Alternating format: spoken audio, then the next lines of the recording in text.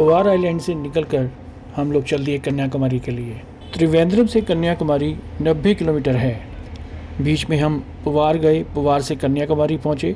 कन्याकुमारी में आने का सबसे अच्छा समय नवंबर से मार्च है।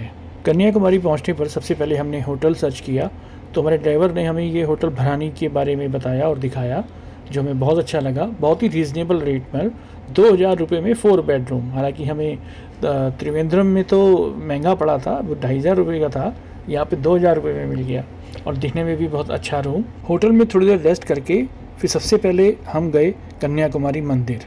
ये मंदिर भारत के 108 शक्तिपीठों में से एक है। ये कन्याकुमारी मंदिर भगवती अमन के नाम से भी जाना जाता है, जिनको कि देवी पार्वती का स्वरूप ही माना जाता है। कहते हैं भगवान शिव को पति रूप में पाने के लिए माता पार्वती ने कन्याकुमारी के रूप में अखंड तपस्या की। जहाँ तपस्या की वो स्थान भी हम आपको दिखाएंगे। ये मंदिर बीच से कुछ ही दूरी पर है। अंदर मोबाइल कैमरा ले जाना अलाउ नहीं है, इसलिए बाहर से ही जो सीन बंद पड़ा वो हम आपको दिखा रहे हैं। आगे अलाउ नहीं है तो इसलिए नहीं दिखा सकते। मंदिर में बहुत अच्छे से दर्शन करके हम लोग बाहर आए और उसके बाद इसके ठीक पीछे बीच है, कन्याकुमारी बीच। हम वहाँ चले गए। शाम हो चुकी है, ठंडी ठंडी हवा चल रही है। अब हमें मालूम था कि हम कहीं और तो जा नहीं सकते। हाँ, अब ज़्यादा से ज़्यादा सनसेट देख सकते हैं। यहाँ पे सनराइज़ और सनसेट बहुत फेमस है। सनसेट के लिए हमें थोड़ा दूर जाना होगा, तो वहाँ के लिए अभी थोड़ी देर में निकलेंगे। तब तक हमने सोचा कि क्यों ना ये कन्याकुमारी बीच में एंजॉय किया जाए। और ये दूर सामने विवेकानंद रॉक मेमोरियल है। यहाँ जाने की हमने कोशिश की, लेकिन शाम 5 बजे यहाँ फेरी की सवारी बंद हो जाती है, क्योंकि यहाँ जाने के लिए हमें फेरी की सवारी ही करनी पड़ेगी, जिसमें 50-60 लोग एक साथ जाते हैं। क्योंकि अभी बुकिंग बंद हो चुकी है, तो हम कल सुबह जाएंगे। यहाँ पर सनसेट का सीन आने वाला है, तो हमने सोचा कि अब यहाँ से हमें चलना चाहिए। धीरे धीरे बाज़ार की रौनक देखते हुए हम गए। लोग अपनी मनपसंद चीज़ें खरीद रहे हैं यहाँ पर। यहाँ शाम का समय है, तो दिल किया कि क्यों ना कुछ चाय और साथ में कुछ बिस्किट वगैरह हो जाए। होटल सरवाना के पास ही ये चाय की दुकान हमें मिली। इस कॉफ़ी शॉप पर कॉफ़ी, चाय सब मिलता है। हमारे एक फ्रेंड को कॉफ़ी पसंद थी, उसने वो ली और बाकी हमने चाय ली। 10 रुपये की चाय, 15 रुपये की कॉफ़ी। बाकी खाने के भी बहुत सारे आइटम यहाँ हैं, लेकिन अभी हमें इतनी भूख नहीं थी, तो हमने सिर्फ चाय और बिस्किट ही लिया। सनसेट देखने के लिए अब हम यहाँ पे पर्टिकुलर ये पॉइंट बना हुआ है, यहाँ पहुँच गए हैं।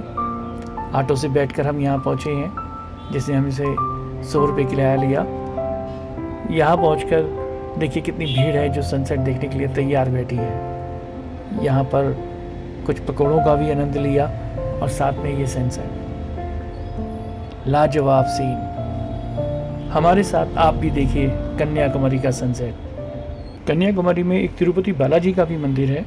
इसे देखने के लिए हम यहाँ पहुँचे, लेकिन यहाँ पे हाफ पैंट अलाउ नहीं है। हमने हाफ पैंट पहनी हुई है, इसीलिए आज हमें इस मंदिर को देखने का सौभाग्य नहीं मिल पाया। नेक्स्ट टाइम फिर आएंगे, फिर देखेंगे। आज तीसरा दिन है। हम सुबह सुबह उठ के होटल से आ गए विवेकानंद रॉक मेमोरियल देखने। यहाँ जाने के लिए जैसे पहले बताया हमने कि फरारी से जाना होगा। फरारी की लंबी लाइन में लगकर हम यहाँ पहुँचे। यहाँ का टिकट 50 रुपये है, लेकिन यहाँ पर जब हम बिल्कुल पास पहुँचे तो हमने देखा कि ये तो 200 रुपये का भी बोर्ड लगा हुआ है, जिसकी एंट्री बड़ी फास्ट है। हमें 2 घंटे लग गए लाइन में। हमसे बहुत बड़ी गलती हुई। अगर हमें पहले से थोड़ा आइडिया होता, हमने गेट के पास जाकर देखा ही नहीं कि 200 रुपये का भी टिकट है। हम तो दूर से ही जब आ रहे थे तभी लाइन में लग गए थे। लेकिन आप ऐसी गलती मत कीजिएगा, वो 200 रुपये वाला टिकट लीजिएगा ताकि जल्दी से एंट्री हो जाए, 5 मिनट में सीधा एंट्री हो जाए, 2 घंटे लाइन में ना लगना पड़े। ये फरारी में बैठने का मेरा पहला अनुभव है। बहुत ज़्यादा एक्साइटमेंट है कि कैसे बैठेंगे, कैसे फरारी हिलेगी और कैसे लहरों के ऊपर हम जाएंगे। फरारी में पहुंचते ही सबसे पहले हमें लाइफ जैकेट दी गई, जिसे पहनना अनिवार्य है। हम सब ने लाइफ जैकेट पहनी और सीधा फरारी के अंदर। ये सामने विवेकानंद रॉक मेमोरियल और थिरुवल्लुवार स्टैचू नज़र आ रहा है। इसके बारे में हम यहाँ पहुँचेंगे और फिर आगे और ज़्यादा बताएंगे। फेरी में 50 से 60 लोग हैं। अब हम पहुँच गए हैं और सबको उतरने की जल्दी है। विवेकानंद रॉक मेमोरियल भारत के मेन लैंड से करीब 500 से 600 मीटर दूरी पर एक अलग द्वीप पर स्थित है। इसे लाल और नीले ग्रेनाइट पत्थरों से 1970 में स्वामी विवेकानंद जी के सम्मान में बनवाया गया था।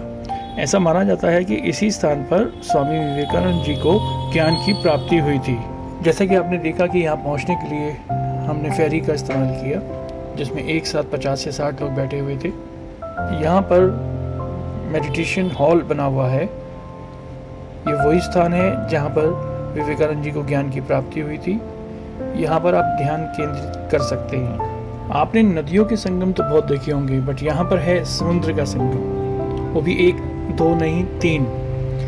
Indian Ocean, Bay of Bengal और अरेबियन सी, ये तीनों का यहाँ पे संगम होता है। यहाँ पर संत तिरुवल्लुवर का स्टैचू है जो कि 133 फीट ऊंचा है। कन्याकुमारी की ये खास पहचान बन चुका है, जो कि भारत की 25वीं सबसे ऊंची स्टैचू है। इस मूर्ति के निर्माण में 500 कारीगरों ने मिलकर काम किया था। सन 2000 में पब्लिक के लिए खोला गया था ये स्टैचू। पहले यहाँ बोट के द्वारा जाया जाता था, लेकिन आजकल वहाँ पर कोई निर्माण कार्य चल रहा है, जिसकी वजह से उसके पास नहीं जा सकते। यहीं से ही देखकर फिर हम वापसी के लिए चलेंगे। अब हम वापस कन्याकुमारी आ चुके हैं। अब यहाँ से आगे का सफ़र हमने वैसे आरएपी का प्रोग्राम बनाया था, बट समय की कमी की वजह से हम सीधा निकलेंगे यहाँ से अब मुन्नार। मुन्नार केरल में स्थित है, केरल की सबसे सुंदर जगह में से एक। तो वहाँ के लिए निकल गए हैं। अब नेक्स्ट पार्ट में हम आपको दिखाएंगे केरल का सबसे सुंदर और हिल एरिया मुन्नार। मिलते हैं फिर नेक्स्ट पार्ट में। तब तक के लिए नमस्कार।